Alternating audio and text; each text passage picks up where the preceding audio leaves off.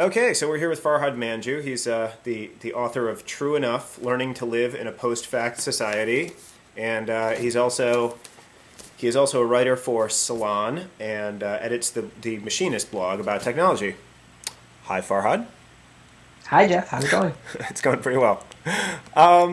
So, just first off, I want to say everyone should buy this book because I just read it and it's terrific. It really what I liked about it so much is that it just gives you a way to think about so much of the stuff that we're arguing about all the time, and that I'm writing about, that you're writing about, stuff like media bias, election fraud, conspiracy theories, fake memoirs, Lou Dobbs, you name it. It's all kind of in here. Cool. Well, thank you so much for saying that. Well, my pleasure. So pretend that you're on the Colbert Report right now, and you Okay. have to give your little 30-second précis of your thesis. Go. Well, it's sort of about the social science, the psychology of how we understand what's going on in the world right now. Now we get all our media from many different sources, from amateurs and professionals, all these sort of niche sources, rather than the old mass media days of three networks and newspapers. And the book is about how that shift from the mass media to the niche media has affected and sort of damaged our view of the truth and loosened, I say, our hold on objective reality a little bit. Okay. Now, obviously, you marshal all kinds of evidence, all sorts of anecdotes and research to support your case.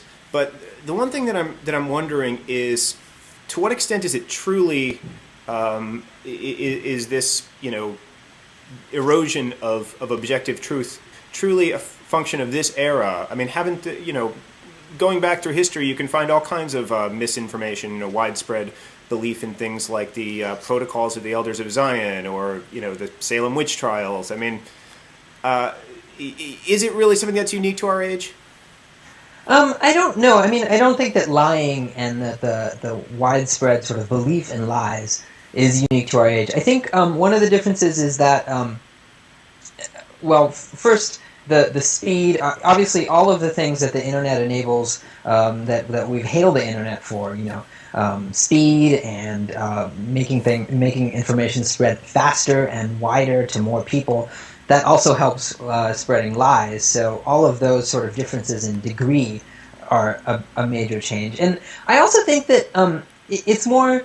It has to do now with things that aren't even that really politically controversial or hot button issues in any way. One of the things I talk about is how people now disagree about the economy, something very like kind of objective, and we all understand the economy, we all kind of live in the economy, and we have jobs and things like that, and we know how well it's doing or how poorly it's doing. And for a long time, pollsters noticed that regardless of kind of your partisan views of like whether you were a Democrat or a Republican, you basically, people across partisan lines had sort of the same views about the economy. Now, recently, pollsters have noticed that like Democrats believe in sort of one truth about the economy, Republicans believe in another truth about the economy, and this is regardless of how much, controlled for how much money they make and like other factors. So I think it's sort of spreading beyond things that are traditionally known to cause rifts about the truth. It's also true of things like that. It's true of the war. It's true of all hot button issues you can think of. But it's also spreading beyond that, I think. Right. And you made a distinction in here between I think it's or you cited someone's distinction between sort of high feedback phenomena and low feedback phenomena, right? Yeah. One of the things we see happening is that I think I talk about that in how lies, sort of big lies, can spread easier. Something like false facts about global warming, where it's hard really to know anything about global warming if you're not an expert. If you're not a climate scientist, basically all the information you get about global warming comes from these experts out there. And now you can sort of choose the experts that you want to kind of believe in, to have to be sort of your chosen people on who you're going to believe about global warming.